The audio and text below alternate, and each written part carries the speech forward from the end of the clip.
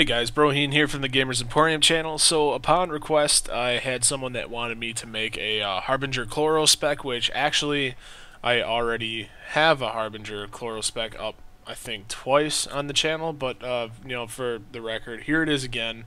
This time with the updates for all the Masteries. So basically, what we're looking at is 61 Harbingers. So fill that all the way up. We're doing 8 Chloromancer, which is 5 in accelerated growth, 2 in healing slipstream, and 1 in bloom.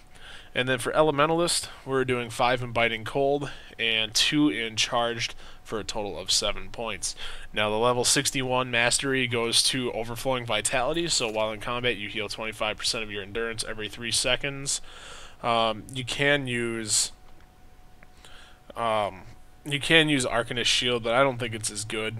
I would rather have the constant heal, 25% of my endurance.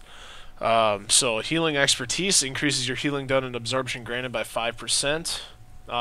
It's up to debate which one is actually better. If you're running with a group, then I think it'd probably be better to run Proficient Restoration and increase incoming healing by 3%. If you're running with a group and you're kind of using your solo spec or this solo spec, then you could probably use Healing Expertise because you'll heal everybody else and yourself. But for 100% solo, you want to use Proficient Restoration.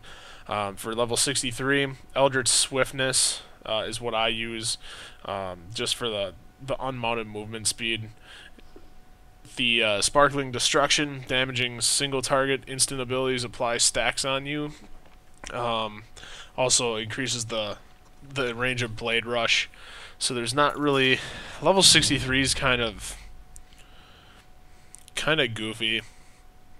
I mean, we're not really using too many single target abilities here. So I guess for... Let's see, primary bolts. Yeah, I think actually... Methodical Destruction or Sparkling Destruction are either your two that you're going to use. If you're doing single target, you're going to want to toggle on Sparkling Destruction because we do have a single target macro with this still, and you'll get extra Blade Rush. If you're just doing solo by yourself and you're doing AoE, then you're going to want to increase your damage by 7% and not really care about the critically hitting because that'll come on its own, and it's only a decrease of 4%, which to me is a really good trade-off. The level 65 is Arcane Manipulation. Now this is macroed in with our AoE macro, so that way basically when we cast our AoE abilities 5 times, then it's going to do 7,200 to 7,900 ethereal damage to the enemy, and I believe that's for per enemy hit, so it should be good, but you definitely want to cast this on yourself, not just on the single target enemy. So that way, in all theory, I'm still kind of playing with it a little bit, but I wanted to get this video out. But in theory, it should hit everything instead of just one person if it's on yourself. So if you're using an AoE ability, but we'll see what happens. So we're going to save that, and we're going to open the macro screen. Now, the macros that I use, the first one on the bar here is... Where is it? My Harb single target. I'm not going to go through all these. I will put them all in the... let's see. Cast.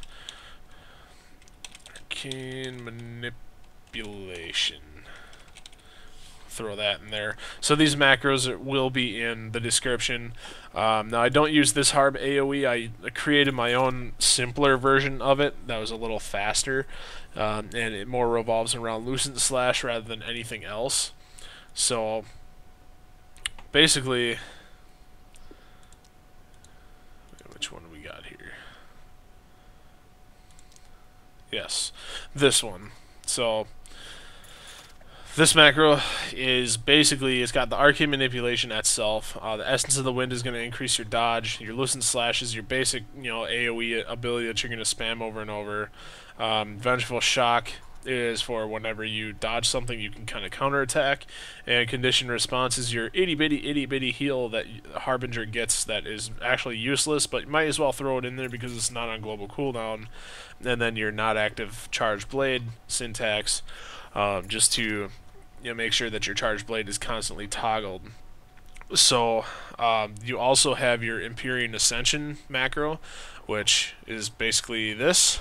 so which will also be down in the macros or in the description, and then your Eldritch Proc, which is gonna basically use your Vorpal Slash, Lightning Strike, and Vile Spores.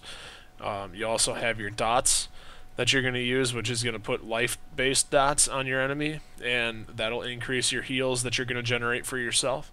So it all kind of works hand in hand. So there's one other blue macro or single target heal. It's just like the Chloro one, but we don't get we don't get Healing Torrent out of it. We just get Bloom and Natural Healing, and I keep that on the bar as well. So, alright, well, now into buffs. Eldritch Armor is your first buff. Life-Giving Veil is your second. The crystal don't matter anymore. Basically, I don't know why that's there. I didn't mean to do that. So this is straight out of the Chloral Tree too. This is your Radiant Spores and Withering Vines macro that you'll see in all my Chloromancer videos that are, the second one is coming up in the next couple days. So by the time this video comes out, both of those Chloromancer videos will be out. For AoE, you definitely want to use a Luminous Weapon. That spreads every time you attack. It deals an additional amount of damage up to 5 more enemies. So this spec, 5 enemies, guys. Now you can probably generate enough heals to be able to actually withstand maybe like how I used to do in play Steps of Infinity at Fort A or Fort B. I'd be able to take on 10 to 12 guys at once, but really I was only damaging about 5 at a time. So just be conscious of that, because your abilities only do attack up to 5 enemies at once. So, and they're not going to specify which enemies they're going to hit. It's going to be completely random as far as I could tell. So, use your Luminous Weapon. Unless you're single target, then use your Lightning Blade. So we're going to keep Luminous Weapon on. And as far as everything else here, you got your Blade Mark I don't use much, but Blade Rush I'll use to charge in. You can use Storm Shroud, which is very roguey, which basically makes you invisible for 10 seconds, and you can move around and do so. So it's kind of nice for sneaking past things when you're going solo. Then we have our 4 macros that we talked about. Actually 5, 6, 7 macros we talked about down here. We have Rending Slash and Tempest Winds also on the bar. And then Planar Retreat and Distracting Slash and Introspection for our utility. So if you ever run low on mana, quick put on Introspection and keep attacking, you'll gain mana back just by using your abilities, so on and so forth. So basically here, our first target is going to be these 3 wolves. So what I'm going to do is make sure the right blade is on, and we're going to Blade Rush in, and you're kind of going to do everything else. You're pretty much only going to hit your Lucent Slash macro. Now, you can tab target and put Piercing Beam and Blazing Light on everything, which is recommended because that'll boost your heals per second on yourself. But you don't have to. But the first thing you should always do is open with Radiant Spores and Withering Vine, just like in Chloromancer. So we're going to target one. We're going to put the Radiant Spores on. That'll spread to everything, and it doesn't attract enemies to you. It gains no threat. Then until you use Withering Vines, then that'll spread. Then you want to start hitting with Lucent Slash, and maybe pop your Piercing Beam or Blazing Light, and Blazing Light on him, and then just keep hitting your Lucent Slash macro. Now we lost a little health because stuff out here just hits hard, but really we did 18.3k in a solo spec. We'll butcher these guys just for the sake of butchering, get some brisket while I talk. And so we had 1300 heals per second, which really wasn't that great, but it was only 3 enemies. Now when we get up to 5, those numbers should all go up, and as you're attacking, every time you attack, you're pretty much gaining heals per second. So now we're going to bump up to, it looks like 5 here. So we're just going to start off with placing Radiant Spores, hit Withering Vine, we're going to dot everything up. Oh hell, I'm sorry, I didn't realize these guys were such low level. Here we go. You can kind of kite these guys as you dot them. After they're dotted, make sure all your dots get on them, and then move in for BAM! Now we're doing business. Once everything is dotted and you have your Withering Vines and Radiant Spores up, we only lost 11% health, and it took him out quite fast. 21.9k DPS per second, and about 10 seconds of that was wasted kiting him around while we were dotting him. So it was probably a lot more than that, but I can't say because, you know, the meter. So now we're going to try these two packs. And going to do this number, that number, that number. We're going to go up here. We're going to dot all these guys as well. And now we're going to hit with our Lucent Slash. Now it's keeping you alive, but given the fact there's 6 enemies on you, you're pretty much on your own. You saw that there's 6 enemies. The last one there stayed alive longer than the rest because your attacks only hit up to 5. So that's what makes it. Whoa.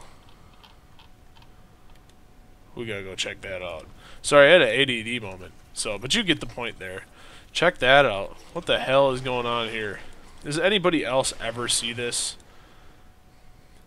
Man, that looks funny. Okay, so anyways, now you guys have a spec for soloing. We're just going to stand here and look at it while I finish up here. So now you have a spec for soloing. It's the 61 Harbinger, you know, basically cookie cutter solo build, and that's pretty much how it's done. The only thing that I remember that I left out was the little box that showed up on the screen here was my proc. Now, when you're attacking anything with a slashing attack, like Lucent Slash, for instance, has a chance for every enemy hit to proc a free cast, and by macroing your Vorpal Slash, Lightning Strike, and Vile Spores in this, basically what happens is Vorpal Slash through the skill tree ends up costing basically no global cooldown, which doesn't, for some reason, I'm not sure why, but it doesn't reset the Eldritch proc, so you can actually get a little bursty single target. Basically, when that proc comes up, you hit it twice the first time you do it, because your Vorpal Slash is going to go off, and then so is your Lightning Strike. And with the Lightning Strike going off, that's one of your hardest hitting single target abilities. And you know what, why don't I just show you a single target here. Same rules apply. You can grab this guy with your vines and then dot him up. And notice we changed blades. Now you have your number 1 macro, which is all your slashing attacks. Here's a proc. So every time your Vile Spores goes off too, that'll heal you as well. So we actually did 15k with, you know, a cruddy solo Harbinger spec on one guy who's level 65, and you can increase that damage by hitting him with 3 rending slashes first. That'll add 3% damage on them per stack, so max of 3. And then you can use Tempest Winds also, which Tempest Winds is a channeled ability where you can move, but it does a shit ton of damage, and on the very last second of it, it deals an additional 21 to 23,000 damage.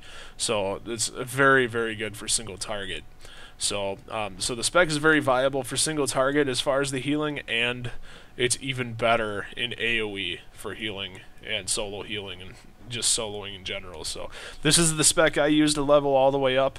So hopefully this helps, and hopefully this you know, it meets the expectation for the request I got for making this video and giving you the updates. So thanks again for watching, and you know, have fun staring at this weird thing, man. I have no idea what the fuck is going on here, but it looks funny. So alright guys, thanks a lot, have a good day.